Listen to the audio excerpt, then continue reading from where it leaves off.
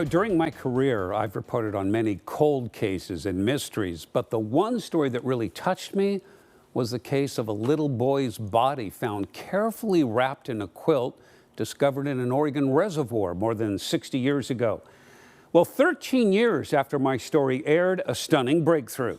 Tonight in Jeff's Journal, the story I call Little Boy Lost. So this is the area right off of here where they found the body.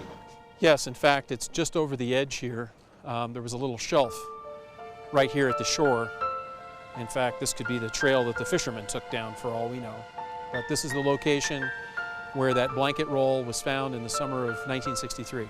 In 2008, I found myself in Southern Oregon with Jackson County Detective Colin Fagan. He and a group of other detectives asked for my help in highlighting one of Oregon's oldest cold cases. In the summer of 1963, a fisherman hooked onto a bundle while fishing at the King Creek Reservoir.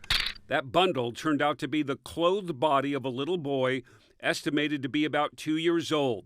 Someone had taken great care in carefully wrapping the body in layers, including a quilt, tied together with wire. The bundle was also attached to weights.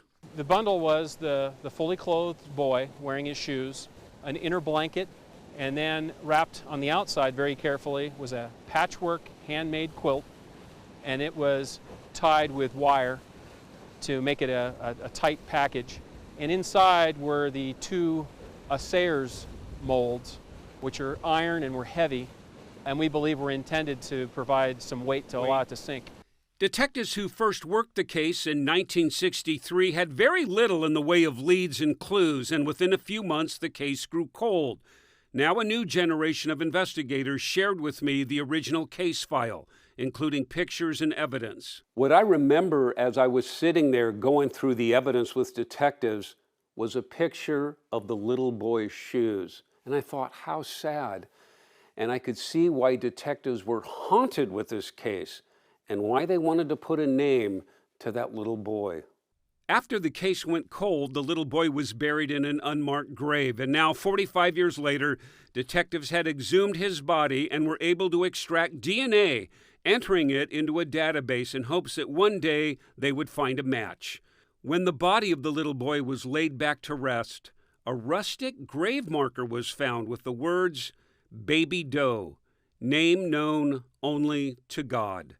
And that's how my story ended back in May of 2008. But God works in mysterious ways. I was astounded when the genealogist and the laboratory, Parabon Nanolabs, came to us and said, "We need to debrief you on this case. We think we have his identification." Dr. Nikki Vance, a forensic anthropologist, was head of the state human identification program. 13 years after my story first aired, she submitted a new DNA sample to Parabon Nanolabs. So investigative genetic genealogy was the type of DNA technology that broke this case open and allowed genealogists to construct a family tree that led to the name Stevie Crawford. It was discovered Stevie was born in New Mexico in 1960. He may have been born with Down syndrome. Not much is known about his mother or father. Both died years ago. But for investigators who worked this case for years, giving a little boy a name means everything. You always hope.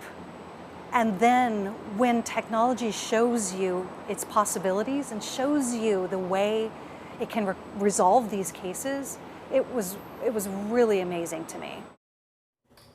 It's sad and it's interesting to note that the remains of little Stevie are still buried here in Oregon. And Detective Fagan says he's hoping to at least make a grave marker or have a grave marker made with Stevie's name on it to put on his resting place. On Wednesday, more on Nikki Vance, the woman who helped identify Stevie and other missing persons. I look back on my special report called The Bone Collector. Nikki Vance from the State Medical Examiner's Office helping solve mysteries, giving names to the remains that cannot be identified. She's now retired, and I sat down with her again to talk about her most famous and satisfying cases. The Bone Collector.